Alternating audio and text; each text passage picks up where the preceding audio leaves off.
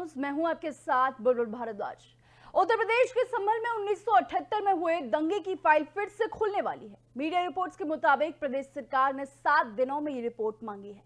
संभल प्रशासन और पुलिस मामले की जांच में जुटी हुई है। वहीं मैं आपको बता दूं कि दिसंबर 2024 में विधानसभा सत्र के दौरान मुख्यमंत्री योगी आदित्यनाथ ने संभल दंगे पर वक्तव्य दिया था, जिसके बाद से इस दिशा में काम तेजी के साथ स्टार्ट कर दिया गया। वहीं मैं आपको बता दूं कि ये जो संभल विवाद की जो फाइल फिर से खुल गई है, ये इस पर अब जो राजनीति की फाइल है वो भी खुल गई है। लेकिन सबसे पहले इस रिपोर्ट को देखिए। मुख्यमंत्री योगी आदित्यनाथ ने बीते दिसंबर को विधानसभा में कहा था कि 1947 से लेकर अभी तक संभल में 209 हिंदुओं की जान दंगों के चलते गई है। संभल में 29 मार्च 1978 को दंगे के दौरान आगजनी की घटना हुई थी। इस घटना में कई हिंदू मारे गए थे। भय के चलते 40 रस्तोगी परिवारों को घर छोड़कर भागना पड़ा। पलायन के गवाह भी अब तक मौजूद है। मंदिर में कोई पूजा करने वाला नहीं बचा। वहीं घटना के 46 साल बाद अभी तक किसी को सजा नहीं मिली। प्रशासन और स्थानीय लोगों की सक्रियता से 40 साल से बंद मंदिर के पट खुले। इसके बाद अधिकारी संभल दंगों से जुड़ी फाइलों को खंगालने लगे थे। 184 हिंदुओं को सामूहिक रूप से जला दिया गया था। 184 हिंदुओं को हत्या हुई थी, हिंदुओं की हत्या हुई थी और जलाया भी गया था। और 184 हिंदू मारे गए थे वहां। 184। मैं वही तो कह रहा हूं ना, आप उस सच को स्वीकार नहीं करेंगे, आप उस सच्चाई को स्वीकार नहीं करेंगे। और लगातार कई महीनों तक वहां कर्फ्यू था। 1980 में फिर दंगा हुआ था। बताते चले कि संभल में साल 1978 का दंगा 29 मार्च को हुआ था और इस दंगे में शहर जल उठा था। हालात को संभालने के लिए प्रशासन ने कर्फ्यू लगाया था। फिर भी शहर में दोनों समुदायों के बीच तनावपूर्ण स्थिति बनी रही। अब ऐसी स्थिति में कर्फ्यू का अंतराल बढ़ता गया। संभल में 2 महीने तक कर्फ्यू लगा रहा। जानकार बताते हैं कि दंगे में कई लोग मारे गए थे और इस दंगे में करीब 169 मुकदमे भी दर्ज किए गए थे। साथ ही 3 एफआईआर पुलिस की ओर से दर्ज कराई गई थी। लेकिन अब इन तमाम चर्चाओं के बीच एसपी का बयान सामने आया है, जो कि हैरान करने वाला है। चलिए अब आपको ये भी सुनाते हैं। सोशल मीडिया पे और कई अन्य जगहों पे फैलाई जा रही है कि 1978 में जो सांप्रदायिक दंगे जनपद संभल में, उस जमाने में जनपद मुरादाबाद जो था, संभल कस्बे में हुए थे, उसके बारे में दोबारा जांच कराई जाए। इस तरीके का कोई वाकया नहीं है। माननीय एमएलसी श्री चंद्र शर्मा द्वारा एक 17 तारीख को पत्र दिया गया था। रूल नंबर 115 जो है, उसके माध्यम से शासन द्वारा एक आख्या मांगी गई है, जिसमें 1978 में दंगों के संबंध में जो भी सूचना है वो उनको प्रदान की जाए। उस सूचना को संकलित किया जा रहा है। उस सूचना संकलन के बाद में शासन को प्रेषित की जाए। इस दंगे में शामिल ऐसे लोग जिनके नाम अभी तक सामने नहीं आए हैं या फिर राजनीतिक कारणों की वजह से दबा दिए गए, उन्हें भी सामने रखे जाएंगे। इतना ही नहीं, सूत्रों के मुताबिक जांच में दंगों के बाद बेघर हुए लोगों का भी असल आंकड़ा प्रशासन जांच में सामने लाने की कोशिश करेगा। तो अब सवाल ये, आखिर कौन है जो इस तरह के सवाल खड़ा कर रहा है? क्या इस तरह की खबरों के पीछे कोई साजिश है? अब ये तो जांच के बाद ही पता चल पाएगा। मुख्यमंत्री योगी आदित्यनाथ ने बीते दिसंबर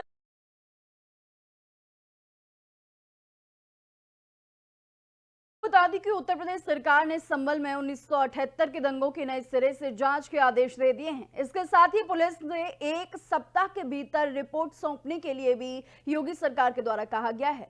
पुलिस अधीक्षक को गृह विभाग के उप सचिव से एक पत्र मिला, जिसमें जांच का नेतृत्व करने के लिए एक अतिरिक्त पुलिस अधीक्षक यानी कि एसएसपी को नियुक्त किया गया है। इसके अलावा एसपी ने जिला मजिस्ट्रेट को एक पत्र लिखकर संयुक्त जांच के लिए एक प्रशासनिक अधिकारी की नियुक्ति का अनुरोध किया। वहीं मैं आपको बता दूं कि 7 जनवरी को संभल के एसपी के बिश्नोई ने संभल के जिला अधिकारी डॉक्टर राजेंद्र पेंसिया को एक पत्र लिखा और बताया कि यूपी विधान परिषद सदस्य चंद्र शर्मा ने संभल में 1978 के दंगों की जांच की मांग की है।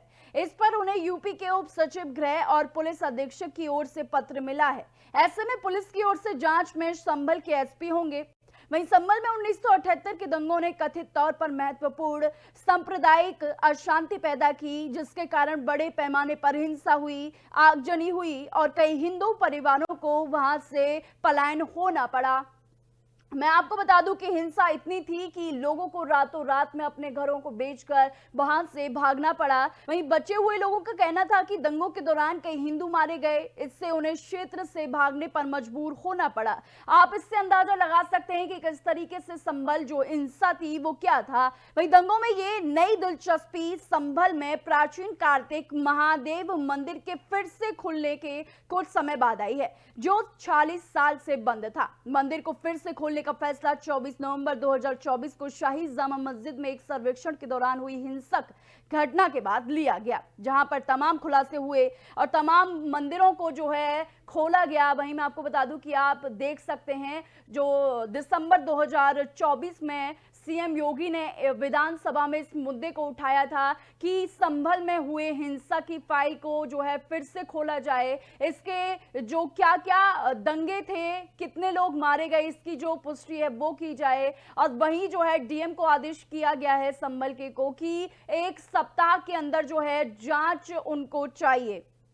वहीं मैं आपको बता दूं कि दंगों के कारण पलायन कर चुके पूर्व निवासियों ने अपने भयावह अनुभवों को भी साझा किया और मंदिर के पुनः खोलने का स्वागत किया, जिसके बाद में उनका मानना है कि ये न्याय और सुलह की दिशा में एक कदम है। संयुक्त जांच का उद्देश्य 1978 की घटनाओं पर प्रकाश डालना और हिंसा के लिए जवाबदेही सुनिश्चित करना है।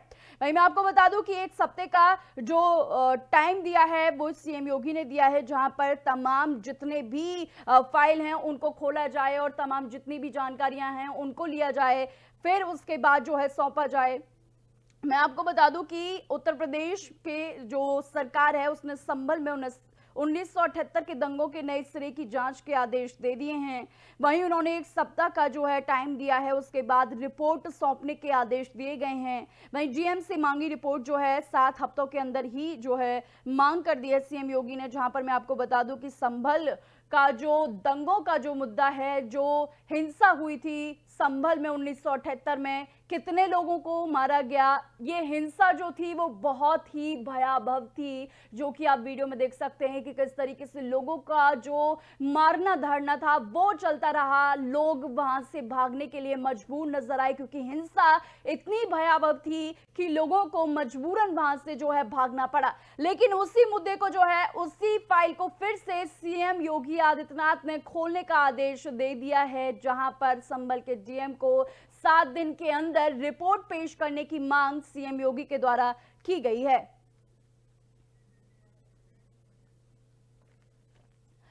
वहीं हमारे साथ इस पर तमाम चर्चा के लिए बीजेपी के प्रवक्ता गौरव मिश्रा हमारे साथ जुड़ रहे हैं, जिनसे हम तमाम चर्चा जो है करेंगे। तो गौरव जी, जिस तरीके से सीएम योगी आदित्यनाथ ने 1978 में संभल में हुए हिंसक दंगों की फिर से फाइल खोलने के लिए कहा है, तो क्या उद्देश्य है यूपी सरकार का? गौरव मिश्रा जी, इस तरीके से राजनीतिक पटल पर उभरा है और वहां दंगों की साजिश रची गई और वहां पर खुदाई में हिंदू मॉन्यूमेंट्स मिल रहे हैं, मंदिर मिल रहे हैं। संभल एक ऐसा क्षेत्र है जो आजादी के बाद लगातार दंगों की चपेट में रहा है। 48 हो, 49 हो, सन 58 हो, फिर 1962 हो, फिर 1976 हो, 77 हो, 78 में बहुत बड़े दंगे हुए, फिर 82 हो, फिर 84 हो, फिर 1990 के दंगे। ये लगातार दंगों की चपेट में संभल रहा है और जहां पर आधी आबादी हिंदुओं की रही है या आधी से ज्यादा आबादी रही है, और स्वतंत्र भारत में जिस तरह से संभल में हिंदुओं को पलायित होना पड़ा उस स्थान से और जघन्य हत्याकांडों को अंजाम दिया गया संभल के अंदर, और उस पर कभी किसी सरकार ने कोई कार्रवाई नहीं की। और आज तो दुनिया के सामने है किस तरह से वहां मंदिरों को ढक दिया गया, बावड़ियों को तोप दिया गया, किस तरह से मंदिरों को ढक करके कब्जा कर लिया गया और सारे हिंदुओं की संपत्तियों को कब्जा करके अपने इस्तेमाल में उसको लिया गया। तो एक तरह से संभल को पाकिस्तान बनाने का, पाकिस्तान से हिंदू पलायित हुए, कराची से पलायित हुए, खैबर पख्तूनख्वा से पलायित हुए, अफगानिस्तान से पलायित हुए, समझ में आता है उनका अपना एक देश बन गया था। लेकिन स्वतंत्र भारत में ही अगर हिंदू पलायित हो रहा है किसी जिले से, जैसे सपा के सरकार में कैराना से पलायित हो रहे थे, उस प्रकार से, तो कहीं ना कहीं प्रश्न तो उठता है, चाहे वो प्रशासनिक व्यवस्था हो या फिर विधायिका हो, कार्यपालिका हो, न्यायपालिका हो, सबके ऊपर प्रश्न उठते हैं। और आज अगर ये जांच के आदेश तो नहीं दिए गए हैं, बल्कि उस समय जो घटनाएं हुई थी उसकी सूचनाओं का आदेश दिया गया है कि उससे संबंधित जितनी भी सूचनाएं हैं उसको शासन को प्रेषित किया जाए और वहां पर जो आला अफसर हैं, जो प्रशासनिक अधिकारी हैं, वो इन सूचनाओं को एकत्र करके शासन को भेजेंगे और संभवतः निश्चित रूप से उस पर सरकार कोई ना कोई ठोस कार्यवाही करेगी। जी जी, वहीं हमारे साथ प्रवक्ता सपा से हमारे साथ शिव कुमार जी जुड़ रहे हैं। तो शिव कुमार जी, जिस तरीके से सीएम योगी ने 46 साल बाद जो है इस मुद्दे को फिर से उठा दिया है और उन्होंने कहा है कि जांच की जाए, तो आप किस नजरिए से देखते हैं, क्या मंशा हो सकती है यूपी सरकार की? यूपी सरकार की तो मंशा क्लियर है कि ध्रुवीकरण करिए और आने वाले चुनाव को जीतिए। 27 के लिए ये एक भूमिका बना रहे हैं निश्चित तौर पर। आप ये सोचिए, गड़े मुर्दे उखाड़ने की क्या जरूरत है?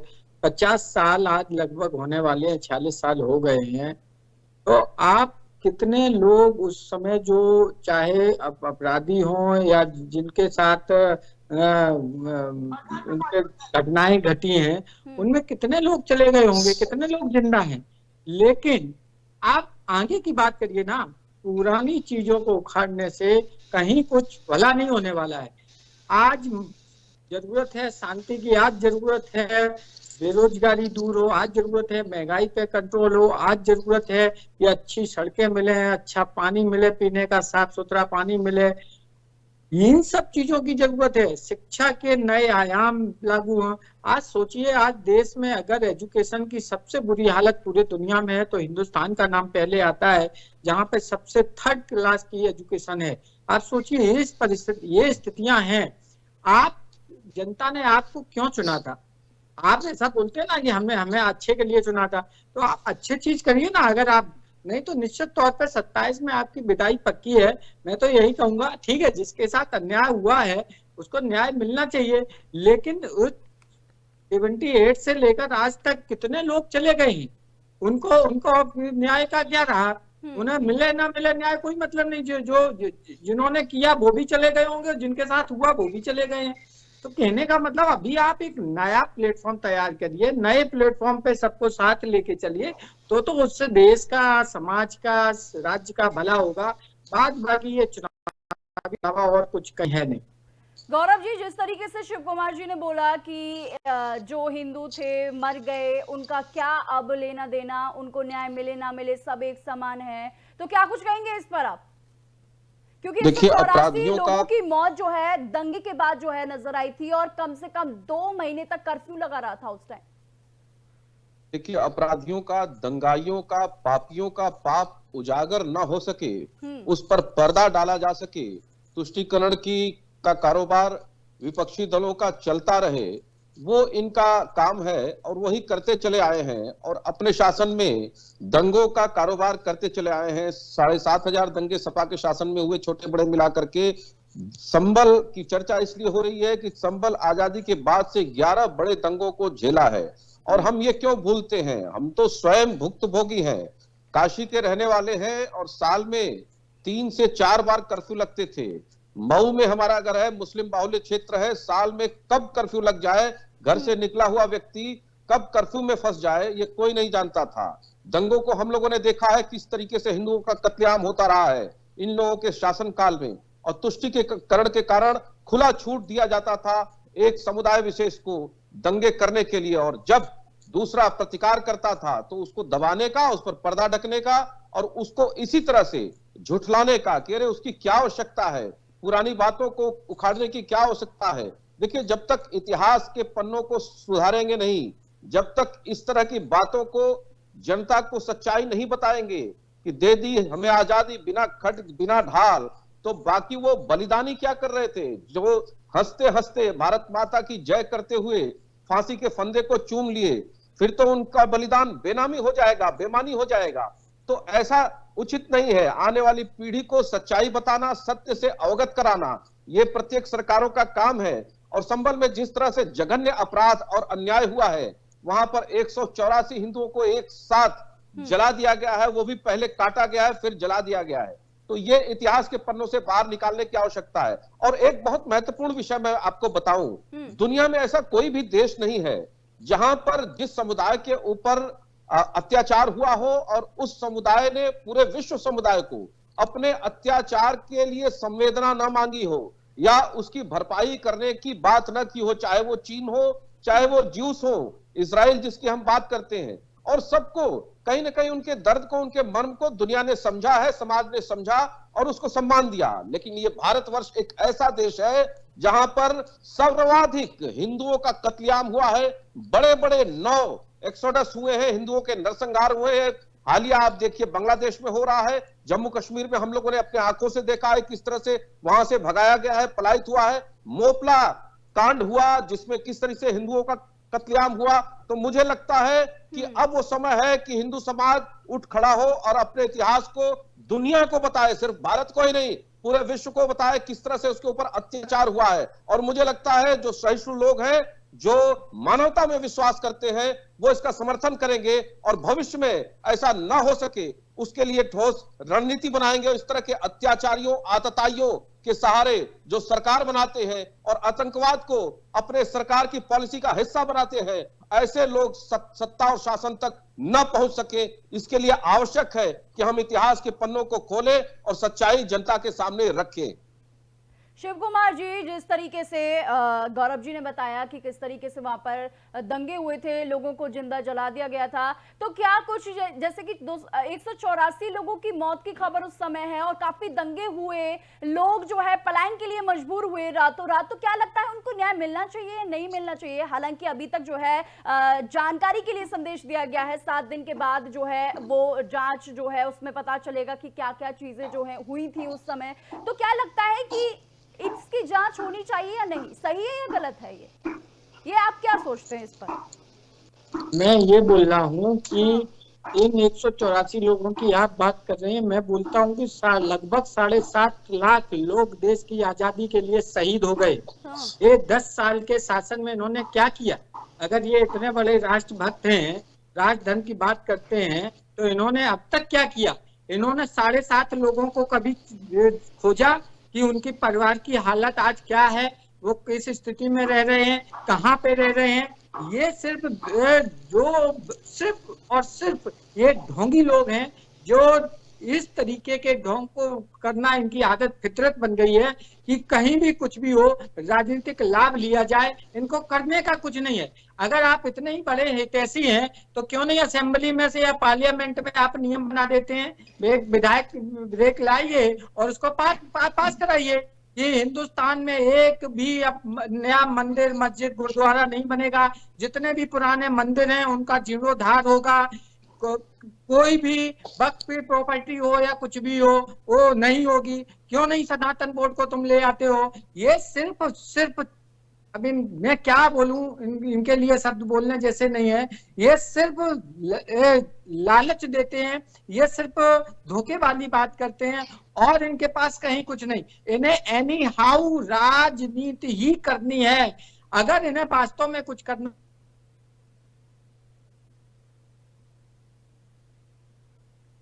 शिव कुमार जी, आपकी आवाज नहीं आ रही है। हेलो हेलो जी जी जी, शिव कुमार जी बोलिए। तो मैं सिर्फ वही बोल रहा हूँ कि इन्हें सिर्फ राजनीति करना है। भाई जब तुम्हारे पास 303 थे कि क्यों नहीं यूनिफॉर्म सिविल कोड ले आए? क्यों नहीं तुमने वो कर दिया? तो उस समय क्यों नहीं वक्फ बोर्ड लाए? हैं? ये तो भगवान ने अच्छा किया था कि वो सुप्रीम कोर्ट से हो गया था राम मंदिर का निर्माण, नहीं तो ये डेट आज तक नहीं बताते। मैं आपको बता रहा हूँ, ये यही बताते राम ललाम लाएंगे लेकिन डेट नहीं बताएंगे। लेकिन भगवान की इच्छा थी इसलिए वो हो गया। इनने सिर्फ राजनीतिकरण करना चाहा हर मुद्दे का। अगर आप इतने बड़े हिंदू दैत्यासी हैं तो क्यों नहीं करते हैं? आप लंबा क्यों करते हैं? लंबा करने की क्या जरूरत है? लेकिन इन्हें सिर्फ राजनीति करनी है और कुछ नहीं। ठीक है गौरव जी, जैसे कि इन्होंने कहा कि सीएम योगी जो है उपचुनावों के लिए जो है एक हथकंडा अपना रहे हैं, या फिर कह लें कि उपचुनावों में उनको सहायता मिले या फिर खबरों में बने रहने के लिए, तो क्या कुछ जो है राजनीति की रोटियां जो हैं क्या सेक रहे हैं सीएम योगी? देखिए, ये क्या कर रहे हैं? ये राजनीति नहीं कर रहे हैं क्या? ये समाज सेवा कर रहे हैं क्या? ये सड़कों पर लंगर चला रहे हैं क्या? जब चलाना था कोरोना काल में तब तो ट्विटर खेल रहे थे, उस समय भी समाज सेवा याद नहीं आई। राजनीति तो ये कर रहे हैं। और भारतीय जनता पार्टी की सरकार तो विरासत और आधुनिकता दोनों को साथ लेकर के चल रही है। आप ये बताइए, राम मंदिर का आंदोलन कौन लड़ रहा था? आडवाणी जी रथ यात्रा निकाले थे तो सुप्रीम कोर्ट का कोई जज निकाला था क्या? किसके लिए निकाले थे? क्यों उनको गिरफ्तार किया गया था? क्यों लालू यादव ने उन्हें गिरफ्तार किया था? वो रथ यात्रा किस चीज की थी? राम मंदिर की ही तो थी। ताला जब खुला था उस समय मेरठ में बड़े पैमाने पे दंगे हुए, हिंदुओं का कत्लेआम हुआ। क्यों वो भूल गए 1987 का दंगा? क्यों 1984 का दंगा भूलते हैं? क्यों 1992 का दंगा भूलते हैं? तो देखिए, भारतीय जनता पार्टी जब जब सरकार में आई है तो राष्ट्र हित के मुद्दों को उठाती है, और जो राष्ट्र की वस्तुतः सच्चाई है, सत्यता है, उसको जनता के सामने उद्घाटित करती है, और उसको ये राजनीति और वोट बैंक के तराजू पर तौलते हैं। राम मंदिर को भी लेकर के ऐसा ही कहते थे कि मंदिर वहीं बनाएंगे लेकिन तारीख नहीं बताएंगे, तो मंदिर भी बन गई, 370 भी हट गया। और जिसकी जिसकी ये चिंता कर रहे हैं, चाहे वो कॉमन सिविल कोड हो, चाहे वो किसी भी मंदिर और मस्जिद का मुद्दा हो, वो भी सुधर जाएगा, उसका भी दिन और तारीख आ जाएगा, इसलिए चिंता न करें। चाहे वो मथुरा का मामला हो, काशी का ज्ञानवापी मामला हो, या फिर संभल का मामला हो, सभी मामले उजागर होंगे। जो 18-19 मामले अदालत में चल रहे हैं, उन सारे मामलों का फैसला होगा और तथ्यों और प्रमाणों के आधार पर होगा। और प्रमाण क्या कह रहे हैं चीख चीख करके, उसे बताने की जरूरत नहीं है। तो पर्दा डालने का ये काम करते हैं, राजनीति करने का ये काम करते हैं, कांवड़ यात्रा ये रुकवाते हैं, 84 कोसी परिक्रमा यात्रा साधु संतों की ये रुकवाते हैं, साधु संतों को जेल में ये डालते हैं, कार सेवकों के ऊपर गोलियां ये चलवाते हैं, और सीख भारतीय जनता पार्टी को देते हैं। क्योंकि भारतीय जनता पार्टी देश के बहुसंख्यक समाज और भारत की जो मूल संस्कृति है उसके साथ न्याय करती हुई दिखाई देती है, उसके साथ न्याय करती हुई खड़ी दिखाई देती है। आज योगी आदित्यनाथ को किसी मीडिया अटेंशन की जरूरत नहीं है। योगी आदित्यनाथ जी सच्चाई के साथ खड़े हैं, 25 करोड़ जनता के हितों के साथ खड़े हैं। इसलिए उत्तर प्रदेश केंद्र की 44 योजनाओं में नंबर 1 पर है पूरे देश में। देश की दूसरी तीसरी सबसे बड़ी अर्थव्यवस्था बन गया। जहां से ये छोड़े थे वहां से 4 गुना आगे बढ़ गया है। 21 एयरपोर्ट वाला अकेला राज्य है उत्तर प्रदेश, सबसे अधिक एक्सप्रेसवेज वाला अकेला राज्य है उत्तर प्रदेश। कितनी योजनाएं गिनाए, कितनी उपलब्धियां गिनाए। इन्होंने तो उत्तर प्रदेश को अराजकता, आतंक और अपराध का पूरा एक प्रकार से विश्वविद्यालय बना करके रख दिया था। तो मुझे लगता है कि इनकी कहने यही वजह है कि जनता जो है इनकी बातों को अब सुनती नहीं और इनके छलावे में आती नहीं। जी जी, तमाम चर्चा के लिए गौरव जी और शिव कुमार जी आपका बहुत बहुत धन्यवाद। तो ये थे हमारे साथ बीजेपी और सपा के प्रवक्ता, जिन्होंने तमाम चर्चा की इस तरीके से जो है संभल में दंगे हुए, बड़े पैमाने पर हिंसा हुई, आगजनी हुई, लोगों की मौत हुई, और किस तरीके से जो है लोगों को रातों रात जो है पलायन करने के लिए मजबूर होना पड़ा। तो वही इसी की संदेश और इसी की जानकारी के लिए जो है सीएम योगी ने जो है आदेश दे दिए हैं इसकी जांच के लिए, जांच करवाना चाहते हैं, और 1 सप्ताह के अंदर जो है संभल के डीएम से इसकी रिपोर्ट भी मांगी है। तो फिलहाल इस चर्चा में सिर्फ इतना ही। बने रहिए एबी स्टार न्यूज के साथ।